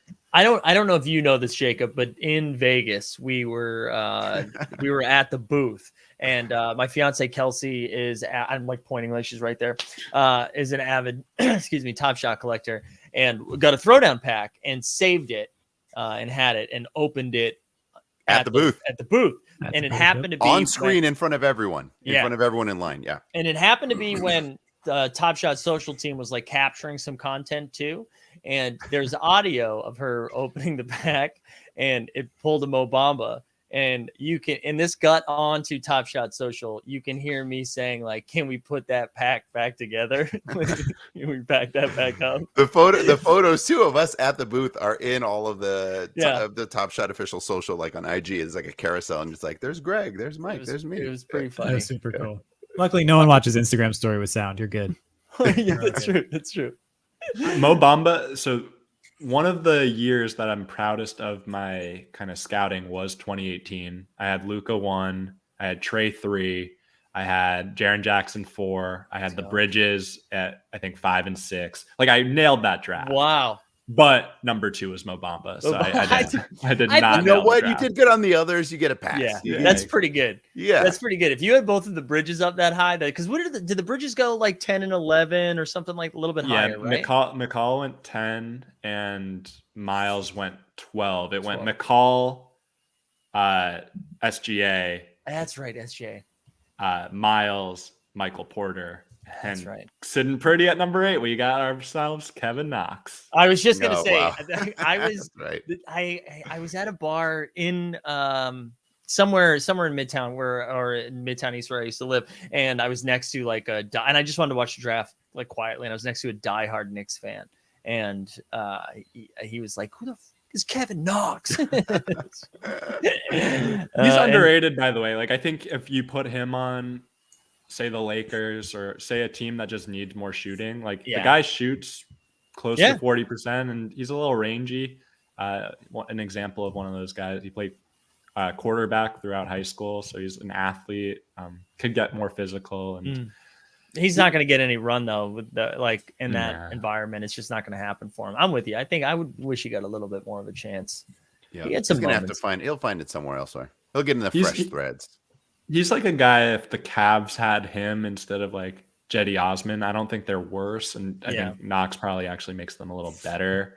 And then they're in the playoffs, and maybe he has an opportunity to get overpaid by your Lakers or something. You know, like no salary cap, but of course. Right? But that typically happens for sure. I think we're on the opposite side of that with someone like a Malik Monk, right? Like he was showing promise, got out. Now we got him for like dirt cheap minimum contract, and he's looking pretty good. And I think he will get that money elsewhere on his next one. Not big money, but like something better than what he's doing now for sure. Well, from what I heard, he was offered like $8 million a year from certain teams that he was less interested in going to. And I think going into the year, everyone thought the Lakers were going to be in the finals. And he's like, this is me taking a 1 year cut to get that. Yep. Yeah. National TV, play with players, get more exposure. Right. Mike says this all the time, right? Like, it's not like going to, I don't know, Sacramento, Oklahoma City, even San Antonio. Yeah, we've been pumping DeJounte Murray, but it's tough on the Spurs. Tough on the Spurs right now. I own too much DeJounte Murray that I'm uncomfortable talking about him now, where it feels like it's just a full bag pump, because I've just decided I'm going to collect as many of him as I can. But he's awesome, and like everyone has come back from COVID protocols and has been like sloppy the first game, and he put up a near triple-double against the Celtics in a win in Boston. I'm like, the guy's awesome. He's probably going to just miss the All-Star team, but I think he's super underrated. I think DeJounte Murray is what people think De'Aaron Fox is. Yes. And I think De'Aaron Fox is good, but I think that DeJounte Murray is like that defensive stopper that's also going to put up a triple-double nearly every night. Yeah. And that's what coming out of Kentucky, people thought De'Aaron Fox was going to be. Yep, I love that. Yeah. That's great. That's a great take. All right, we gotta be conscious of time. We're like at 80 minutes now. So, let's see. I'm gonna scroll for I'll do like one more question. If the chat has a good one, which I know is a little dangerous to like throw this out to the chat like that, but if you have a good one, and as I search for questions, Greg, do we have a little special? A little not presentation.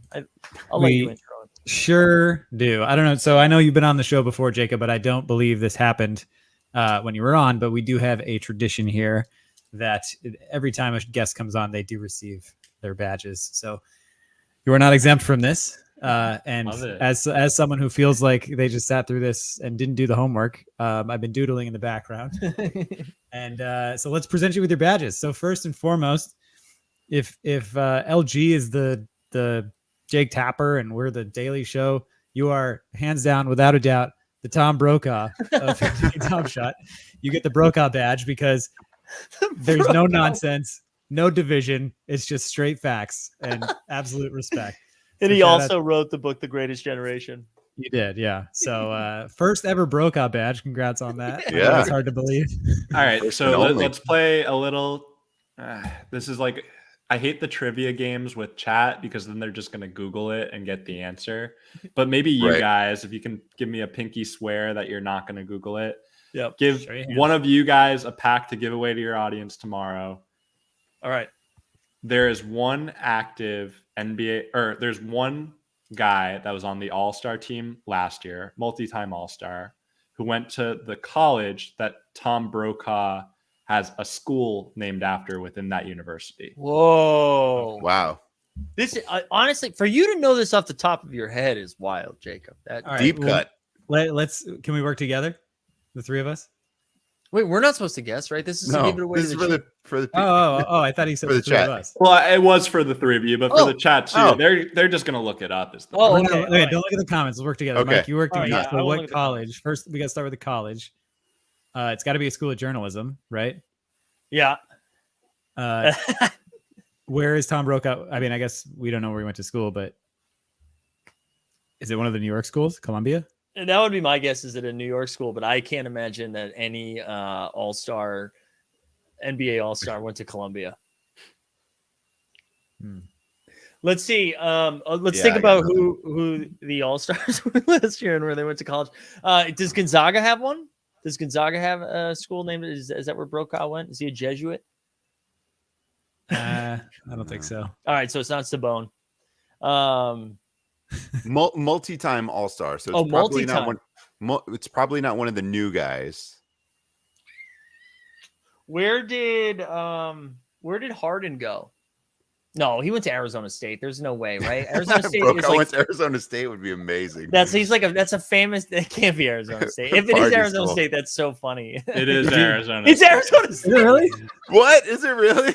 It's the Arizona State University Public Service Academy, the Oh, Tom Brokaw Public Service Academy. Wow. Isn't Arizona State like famously a party school too? Yes. Oh yeah, for sure. Yeah. And James Harden was famously a partier at the party school, and That so tracks. got drafted. Artesia top High five. School. I saw him play. Hilarious. I saw him play in high school That's against so Mater funny. Dei. Also, I want to know what comment FP Music was talking about. He sounds very upset. It's okay, FP Music. My guess is he went to Arizona State and you Yes. just insulted his Oh, alma yeah. mater. Mike. Oh my God. Shit. Respect. Forks my up, God. as they say. Anyway, I love and it. shout out to the chat was chiming in. I think Aaron Borland got it. We were not intentionally not looking. So Yeah, I wasn't looking. Look at his comment here. Sorry. I think he was like, guys, I got the answer. We were trying not to look at the chat, Aaron. Yeah. All right, need Mike, to- I'll give you a pack to give away to your audience tomorrow. on Okay. social. That's We'll make nice. it happen. Awesome. Thank you. That's Tune very- into the morning marketplace then. Yeah. There's your little breadcrumb. There's Um, a little breadcrumbs. Badge number 2 needs no introduction. It is the turtle badge. Shout out to Entourage. All right, there are 2 all-stars that went to the school. No, I don't actually know where Jerry Ferraro Look went. at Turtle right there. I know, that's great, Greg. Legit. A It's plus. legit. I will say one of my favorite sports bars out here in LA is owned by Turtle, and so he's always there in like the booth, Really? the same booth. Yeah. I've only watched a bit of Entourage, but every time I'm there, he's sitting in the same booth. So whenever What's this any of you are sports in LA, I mean, I haven't been there in 2.5 years. Hey, don't say it's- the name unless we get sponsorship. Okay, no. Right, right. friends. It's on West 3rd in West Hollywood. I can't. I mean, I know We'll this reach out should be for the a sponsor. takeaway. I know this should be the takeaway. I can't believe you haven't finished Entourage. I've only seen Ooh. one season, and it was on a plane. Yeah. Really? Oh, wow. Yeah. It's kind of like young Blake Griffin. That was my old analogy. It's like not going to win you many games, but highly entertaining Yeah. and based in LA. That's perfect. It's like That's jumping perfect. over Kias. You know what I mean? Yeah. For what it's Yeah. worth, I've heard Jerry Ferrara is phenomenally one of the nicest guys, one of the nicer celebrities. So I heard that too. That's All right, awesome. last And one. Last but not least, you, I think, have set in motion what is a very bright future for Dustin as he becomes a Celtics fan with the addition of THT. So thank you for that. You get the first official Dustin Celtics fan That is- badge, which Blasphemy right there. That's fantastic. Burn that badge. it's minted now. It's minted now, baby. I would I'll love Photoshop for it. Mike and Awful. Dustin. I look awful in green. Look at this. I'd love for you guys to do like a wager of which team or which franchise wins more games over the next 5 seasons. Because I think that's an interesting kind of pick on right there. I do too, because they could both be in the lottery in 2 years. Yeah. Like- We could be fighting for number 1 and 2 pretty soon, right? Give it like 2 years. Listen, I said this yesterday. I mean, I have changed my banner on Top Oh, that's Shot. right. I am a Nuggets fan now. I will follow Jokic wherever he goes. I've always loved Jamal Murray. That's just You like MPJ, I do like MPJ, but that one is not looking great anytime soon. right? And Um, Bowl. And we got Do you, Bowl. do you have a bowl in the background there, Jacob? I don't. I've got like 5 or 6 teams, and I, as a Knicks fan, Cue it up. feel, you know, the Heat were the only team that had like really cool players from both like the old school. You see the Wade, but I also have Duncan Robinson. It's like, well, Yeah. I gotta get both of those sets now. I don't think Jacob knows the legend of Bol Bol on Team Hold, but Oh, I do. my- Oh, great, great. Oh, good. I don't have to explain it, and my wife will hear me and come running in because she heard me say Bol Bol. Coming with a sweet potato. I kind of thought Bol would have popped by now a little more. Know. Yeah, I know. And he's gotten some chances, right? With all the, because they got hit with COVID, they had a bunch of injuries, and they still, it's just not happening for him. It's not. With guys like him, Thon Maker, I felt this way about as well. Teams just aren't really willing to get super creative. And like with those guys, they're trying to turn them into centers, and like it's clear they don't have enough lower body strength to actually like take posts. Hey, what's up? Oh God, just a wild Aubrey appeared. Jesus, what? It was like the what's going on? We're talking Bol. Apparently, you're a fan. Heard. Jacob knows the backstory. Oh my God, I thought you were going to say Jacob knows Bol, and I was about to pass away. If any that's of what us it sounded like you were going to do. Probably... It sounded like, Jacob, that's what you were going to say. Yeah. I have no personal relationship with Okay, Bol, can you work on it, and then can you connect us?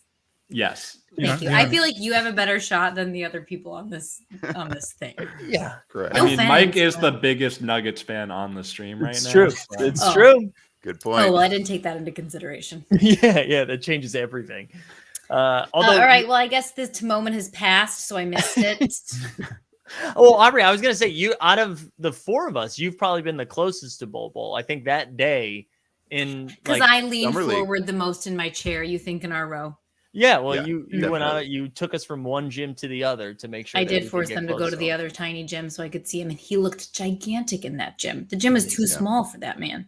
Yeah. Most gyms are. Yeah, I know. Ugh, I love him so much. Oh man, one of these days he's gonna get his moment in the sun. Jacob, thank you for. Oh, I thought you were gonna say that one of these days he would get to meet me, but that's fine. He can also have his day in the sun. It still matters. It does, but I guess the more famous he gets, the smaller my chances get of divorcing Greg and marrying him. So I don't know how I feel about that. Listen, I've fixed this. I fixed this for you. You just produce something and cast Bol in it. This is like easy, right? Bol and me. Like, are you kidding me? Bol and Me is the title of the movie. Yeah. It's just like it's about Bol and a little kid with producer actor Aubrey. Yeah, it's a rom-com with this like gigantic man and this tiny person. Look, Jacob's the scout that finds him. Mike is the host that announces the game. Thank you, right? Dustin. Please put Mike in something. And Greg will just support me. Yes. Greg will capture social from behind the scenes. Yeah, I'll just be the on-set digital guy. Yeah. You're like, not now. Not now. I'm like, EPKs are dead. Get the camera out of here. EPK.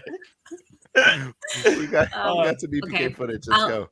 Yeah, I'll leave you guys to it. But I just heard that there was a whisper of Bol, and because this is in my household, I came running, but I was too late. So anyway, you're like the ring girl, right? You know, when you open a can of like dog food or cat food, and you can hear your pet running from 3 rooms over. That's what just happened. Yeah, I'm sure she appreciates that, Greg. Thank you, Aubrey. Listen, because it's Bol, I don't care, because that is true. I feel like it's right. True. I feel like it's right. Anyway, okay, have fun, guys. Nice to see you, Jacob. Nice to meet you. Bye. All right. And Jacob, we will get you out of here because I said, I think 15 minutes ago that we will be conscious of time. And then here we are talking about Bol's new rom-com. Yep. Well, I searched Jerry Ferrara just to see where did he go to school. Is there a trivia question? No details on that, but just found out he dated Jamie Lynn Sigler in real life. Yes. Yeah, not just on the show. I didn't even know that. I think that's the only piece of Jerry Ferrara trivia that I do know. I remember learning that and being blown away. Yeah. Oh, he's like a GM of one of the 2K League teams. That's another Jerry Ferrara trivia. Oh yeah, that's right. Yeah, that's he's gotten big into that stuff. Yeah, I've seen him. I remember I was definitely I grew up in LA. In my 20s, Entourage was like, you watch it. Oh my God, it's amazing. So I followed him. I remember when the Jamie Lynn stuff came out. I was a huge Sopranos guy too. So good for Turtle. Yeah, that's amazing. Like not on the show, but and in real life, good for Turtle. I was proud of him. It's the real Tom Holland Zendaya of the 2010s. Right. Absolutely. Absolutely. Great comparison. I think they would both agree.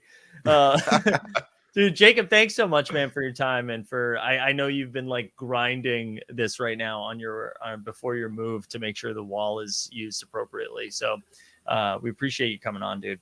Yeah, no, thanks for having me, guys. Always fun. Looking forward to doing it again sometime. And I really appreciate all of you. You're great members of the community, and next time don't be afraid to bring some spicy questions. I'll take a few. It's okay. Yeah, you guys are so polite and nice. It's we like talking basketball. You know what I mean? So that's we love it. We love talking basketball. We all obviously have our own fanships that we are hardcore into, which leads the conversation. But yeah, we can bring some Top Shot stuff next time for sure. Yeah. Greg, because we obviously talked about basketball the whole time, what are your thoughts on Jason Dominguez before I get out of here? Do you know about him?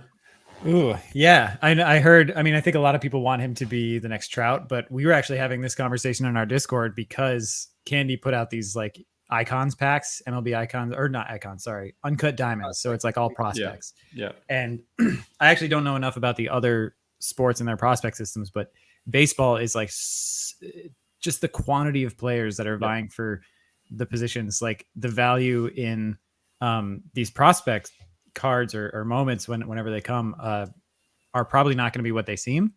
So the argument we've been having is like, for those that have that pack, do you open it or do you leave it closed? Like eventually on Candy, if you can sell a pack, is that pack worth more not knowing if you have a Jason Dominguez in there or not? Right. So, but I will say of all the names in that pack, he's the one that is the most exciting. Everyone's chasing. Yeah. And as a Red Sox fan, I'm kind of scared. I'm very excited about him just because like I've been hearing about him since he was 15 years old. For context, for the non-baseball fans, either on stream or in chat, the Yankees hoarded their international pool money one year because they knew this guy was going to be a free agent. And so they gave him $5.1 million as a 15-year-old. He's from the Dominican Republic. His name is Jason with 2 S's. His dad named him after Jason Giambi, big Yankee fan in childhood. All the pieces are coming together, and he's like built like, he's not tall. He's maybe 5'8", but he's built like Zion. Like he's ginormous, and he runs like fast. So no, is he? And he's where does he play is he an outfielder? Yeah, he's a center fielder, right fielder. Wow. We'll see. I mean, I'm excited. Well, chances are he's the next Jose Tabata. That's a deep cut for any Pittsburgh Pirate Yankee fans out there, but we'll see. Wow. He's definitely the most exciting name in that batch. So hopefully we get baseball. Right. Yeah. I'm just saying, like, in general, yes. Yes, that's what I mean. Like, hopefully they figure that out and we get baseball. So thank you. Relax, Patrick. All right. Listen, we can't all be tall kings. All right. All right, Jacob, thanks again. We'll get you out of here and then we'll wrap up. But thanks again and congrats on all. I feel like it's just been W's lately. Lots of W's. Everybody's smiling, everybody positive vibes, and I felt like I was lost for a little bit. So it feels good to be surrounded by some positive energy, you know?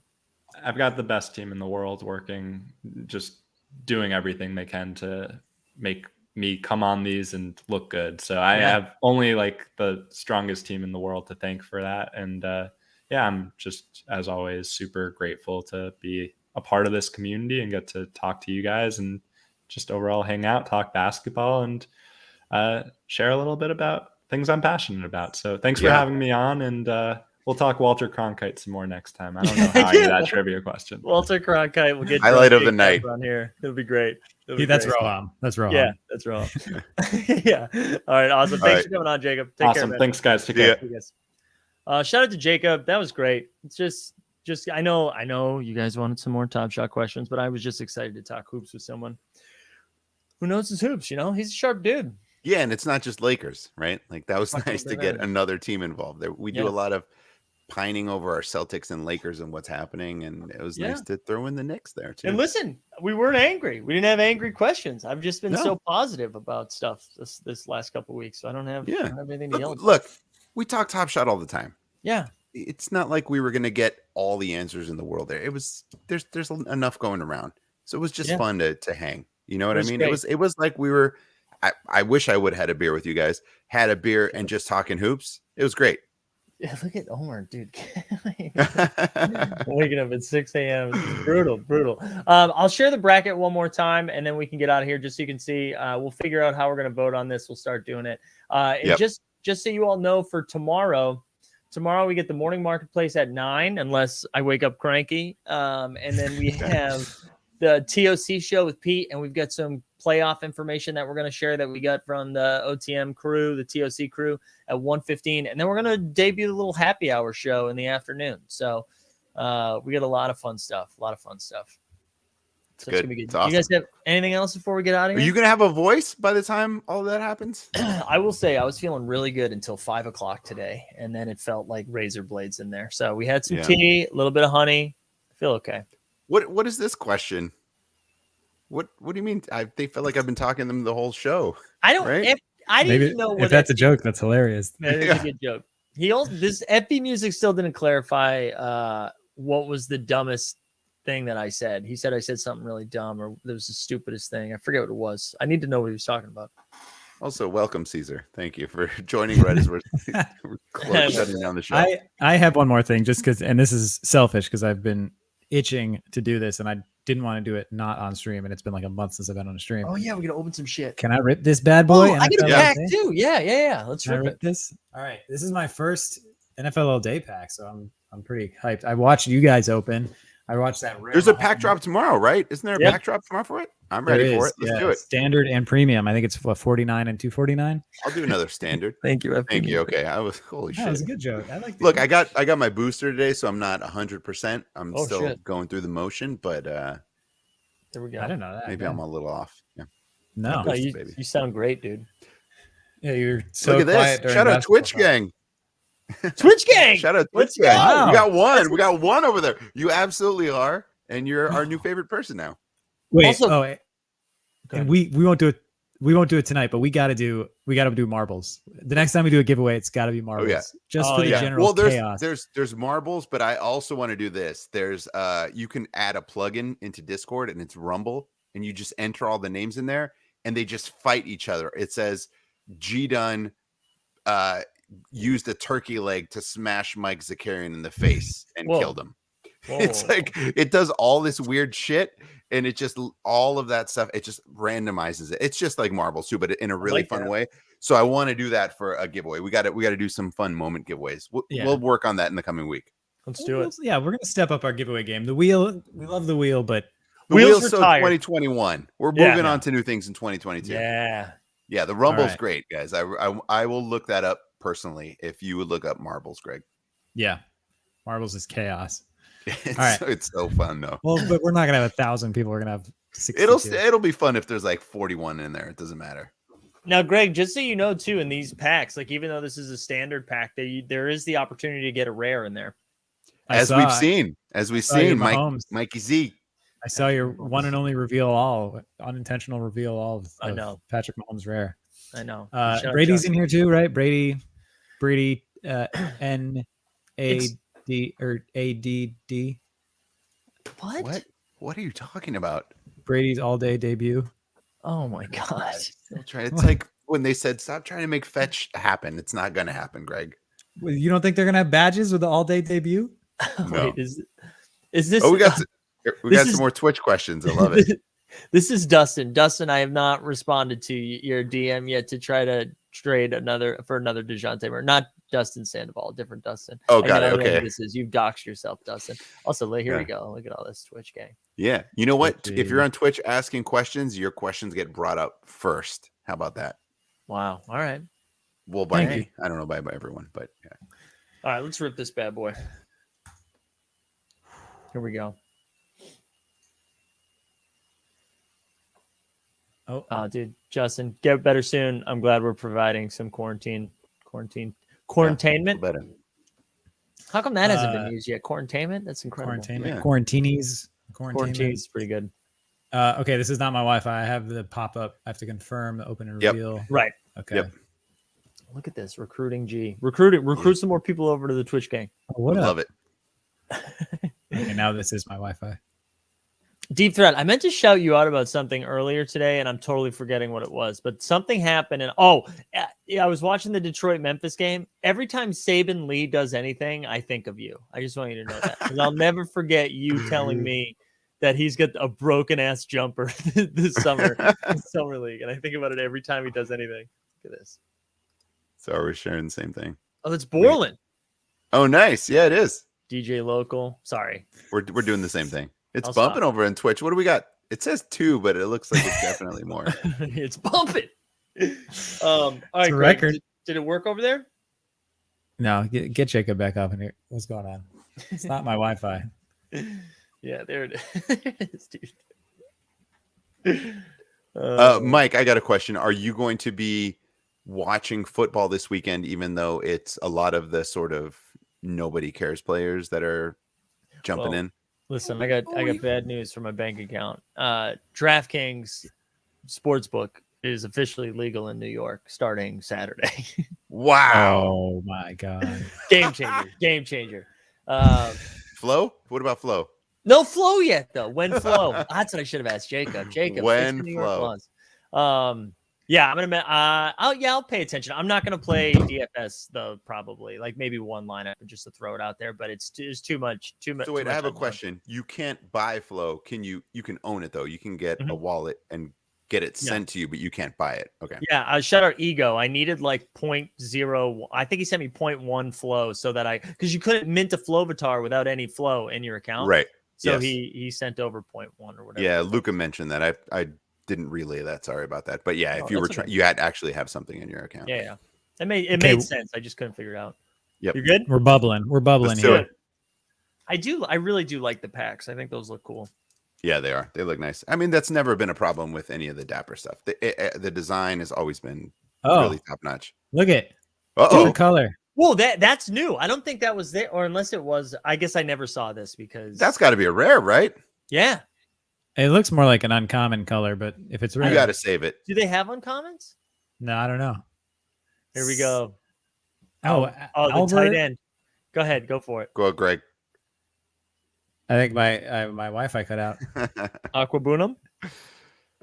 Nice little whoop. Okay. I love when you touch the little goalpost as a touchdown. I hate it. I love it. It's one of my favorite things. It should count. If you're fully out of bounds, it shouldn't count. But that's fair. It's rare. That's also, fair. see Alex. I guess it is. Well, like you've seen people that jump past the 3-point line and then release the ball. True. Jump in front of it, I should say.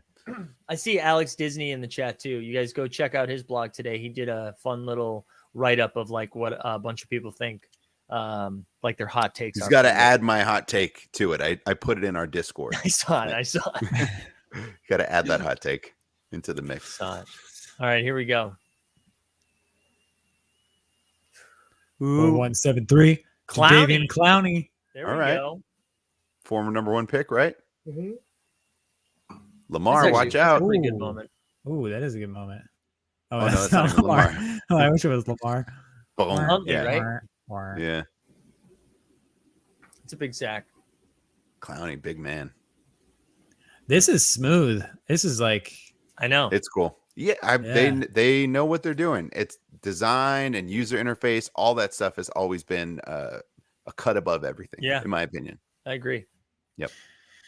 All right, here we go. Rare time. Is it this? Are these guys included as rares too, or is it like a more premium? Greg, you act like we know information. Yeah, we'll have to. You ripped these like 3 weeks ago. All right, do the ballers block. Here we go. Give me a Tommy Brady or a Patty Mahomes. Steve, let us know. Here we go. We got Steelers, Rare. Vikings. Steelers, Troy James Polamalu. Washington. This sucks. Yeah. No, it doesn't suck. I mean, this is still nice. This is a pretty cool moment. I don't remember the moment. It's a pretty good like catch up and over. Like that's nice. But it's I like to the runner. Out of like the 11 wide receivers they throw up there, this is he's 11. Yeah. Well, it's rare at least. It is. It's rare. I'm so fascinated to see what all of this is going to look like when the marketplace opens, only because, right, the standard packs are $50 or $49, whatever. And then the premium of $249. I'm so fascinated to see where like these land cost wise. I'm going to say Patty Mahomes 500 floor. You think so? Patty Mahomes. I hope so. Is that his ADD? God, Flip City, baby. I don't love the between rare and common, the discrepancy of mint count is like pretty close. What is that? 1,200 versus 7,000? Yeah. No, I know. I get you. I see what you're saying. I see what you're saying. They couldn't have done $9.99. Yeah. Yeah, probably. But It's true. All right. Wait, you have a pack too, Mike, right? Yeah, I'll rip my. I got just from yesterday's easy challenge. I can do that real quick. Hold on. We should also say that we have those Rebel Rabbits masks. I'm gonna just record the thing, tweet it out, because I don't think I can last a lot longer here. No. This is it. We'll wrap here. I'll also say too, like if you guys haven't subscribed yet, please subscribe. We already told you we got like 3 shows. Please subscribe. Yeah, please, God. Please subscribe. Please clap. God, Jesus. All right, here we go. Let's open this bad boy. Right. I think we got like 3 lamellas in here probably. Also, my camera's telling me it's gonna die any second now. Oh no, I got my pack too. I'll just rip it too. Oh, Mike. there we go. All right, so layup. Here we Kangs. got Buddy. Heel to the Kangs against the Celtics. Future Laker. Did you see Jeannie Buss talking to him for the game? No, my God. Yeah. Lakers Twitter, baby. Ooh, Lakers. look at that low serial. low. 3K Dario, Ooh. my knees broken, Saric. Okay. Yep. There we go. All right. Oh, I forgot this. Oh, that's a Top Shot debut. Give me that badge, There we baby. go. Oh, yeah, that's not bad. Ooh, 30K. We got Is that Cody. Cody Zeller? It's Cody Zeller. Cody. I Yeah. love Cody. Over Giannis. Good for him. We love a balding baller. He's got to get that framed and put up in his house so Yeah, people he believe does. he did that, because no one's going to believe that he did that. Nope. I think that just put me over 600 moments. Wow. 600 total moments. I think I had 598 before that. Isn't that fun? Wow. There we All go. right, And to I'll share remember, I have traded in 700 moments. Jeez. I'm at I should see how many moments I have. What do I got? 640. Dude, 640. Okay. there you go. All right. Wow. I never opened these. Should I have opened them? What ones? No, who These- cares? Okay. I mean, if you want. Well, I was just like, I don't know. I'm not saying now. I'm just saying in general, I guess. Corbs. Look, Corbs says, love these streams. I'm one of the dapper designers. Hell yeah. Hey! Corbs. Oh. Thanks for being here, Corbs. Love your work. Love We your do. work. Yep. All right. We We'll do. go. Let's go left to right. Ooh, Celtics. Ooh, THT? THT? Jason Oh, Tatum. Tatum. Jesus. Too soon, Greg. Oh, my dog is looking at me. He is furious right now. All right. That's nice. He's like tried to play like. That's the 50-point game? There you go. Yeah. Terrence Davis. Pre-trade. There's Oh, that's a there's nice Kangs. one. Over Daniel Tice. Shout out Daniel Dice. Oh my God. John John Wall, Wall, there you future go. Laker. Do the John Wall. Remember I will when he say used to John do the Wall- Dougie? He used to do the Yeah. Dougie in warm-ups. He did. He's someone who I remember specifically. He was like an affordable Top Shot debut Right. before, like in February, when it was like, oh, someday these are gonna get badges. I think he still is, by the way. It's a great comment by Tom. Excellent. Oh, that was so funny. You guys are amazing. The chat just comes with Shout out to zingers chat. left and right. Yeah. Shout out to chat. All right. Anything else before we get out of here? 1 hour and 47 minutes. Holy in. moly. This is why Yeah. we don't take weeks off. Yeah. What is that John Wall debut at now, Greg? It's like Probably $7. $6.50. Got it at 6. When do we get $6. half dollars in there? You guys got time to open some packs? $14. It's up $2 from the lowest I ever saw it. Oh my gosh. Wait, are we open? All right. Yeah. If my camera dies, I'm just going to stay on with audio. I would love Oh, it. is that possible? What? Put up the picture Yeah. of Jacob and then just be him. I just need these tickets. Ooh, healthy cereal. Davis. We don't watch the Ooh, another healthy cereal. Dame. Dame Dollar. Same dollar. Okay, there we go. Jay Sean Tate. just ripping like- Tatum.